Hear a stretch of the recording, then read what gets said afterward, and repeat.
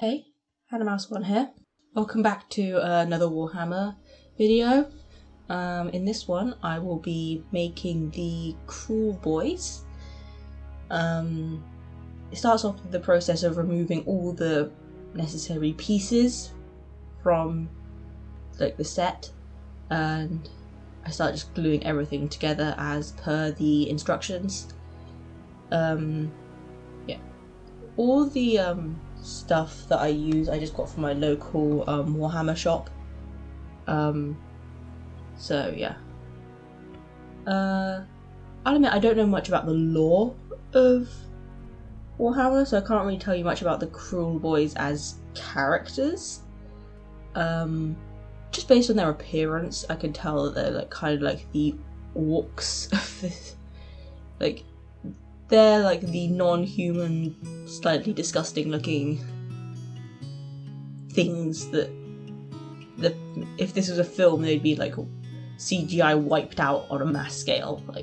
These are the bad guys based on regular storytelling tropes, but considering this is a game, you can make whoever you want to be the bad guys. And yeah, like I said, I know nothing about the lore, so I could be completely off base of what I'm talking about here, but still. Yeah, this is quite a repetitive process because you have to do it for all the characters. There are actually way more of the Kruleboyz than there were of the Stormcast ones.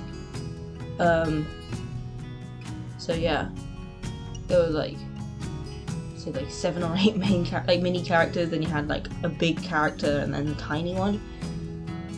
So it was a lot, but also fun.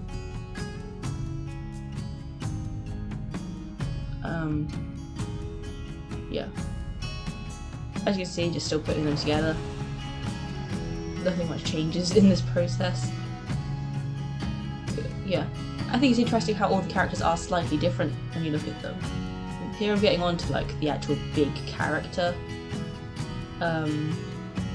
This one's pretty cool. I do like how each set has a big main one. You had the main Knight Arcanum with the Stormcast, and you have this guy with the Kruleboyz, you have the ringleader sort of thing.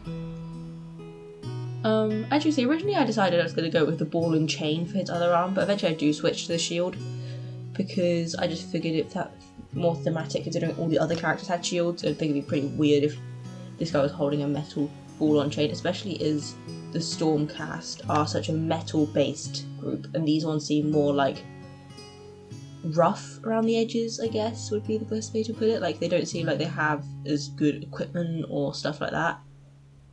They're the ragtag army that's coming up against them with the supplies from nature sort of thing. I love the little one, he is so tiny. Then I put everyone into their bases, just into the appropriate sized ones. So yeah, I just go through and put them all in. I do glue them into the bases. I don't know who I meant to do that, but I do. And it's not like I'm going to take them out the base, so yeah. Go through and stick them all in. I did actually accidentally lose one of the bases at some point. I don't know where it went. So there's one which is homeless, so it's just going to go in my drawer of miscellaneous parts for now. And after a quick black base coat, which I didn't show because I don't have an outdoor filming setup and that was spray painted, I get onto the actual painting. I start by taking this green colour, and then I just go over everything. I'm not basing this off any guidelines or anything, I just looked at the characters and coloured them in how I thought they would look good. I didn't base them off any colour guide or anything. But yeah, I still think that they come out pretty cool. So yeah, I do the skin and the shield and all that green. Because I did the shield in the same colour as the skin tone because it had a face on it, so I figured it'd be its own character in a way, and it should have the same colour skin as the team it represents. I wanted these characters to look like they crawled out of a bog. So their skin's all slimy and green and they're goblin things. So I figured the shield should look the same. Then I go with some progressively yellower coats, just to bring out some dimension into the thing. pretty cool. Like, just like highlighting the ridges and bumps and stuff with yellow. Which looks pretty nice. Yeah, I just go over all of them. I sometimes like remove the excess off the piece of cardboard and stuff. I then go on to the brown leather pieces. I do all the shoulder pads in brown, but then I also do some random like pieces of their fabric in brown as well. Like they had like several pieces of different coloured fabric, and they weren't like, and they were just throwing them together with whatever they had because their resources were so limited or whatever. I then take the red and dull it down slightly, and then I do the inside of the mouth on each of the shields. Yeah. If I get a little bit on the lips, it doesn't really matter. Like, it makes it a bit more gory, if anything.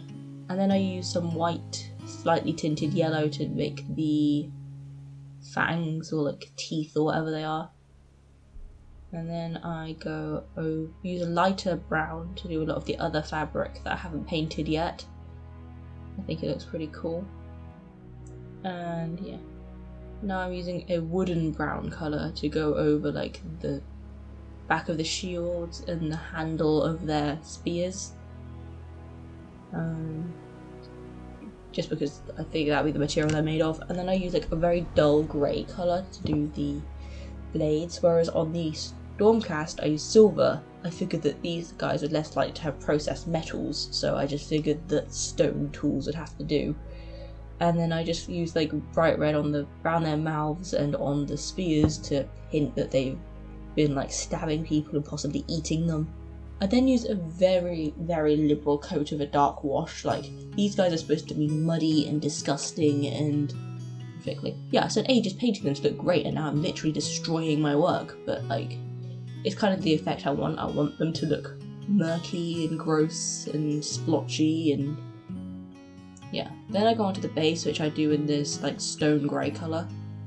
I just think it looked nice, and it kind of just seemed to fit the dull look that I was going for. And I think that looks really cool.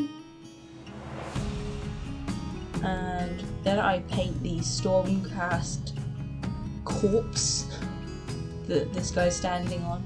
I think that's a pretty cool touch, just the fact that there's just a dead Stormcast picture just like lying there. And I also do some of the additions to the wildlife in the area, and then I add some like, yellow to the base of this one, just to make it look like these rocks he's standing on are a bit sandier. And I add in the blue details on the Stormcast. Then I wash over all of that. Then I just give every bit of the skin of the Kruleboyz a coat of gloss Mod Podge because I wanted it to look wet. And here we are, here are our final pieces. I think they look really cool and I'm super happy with them.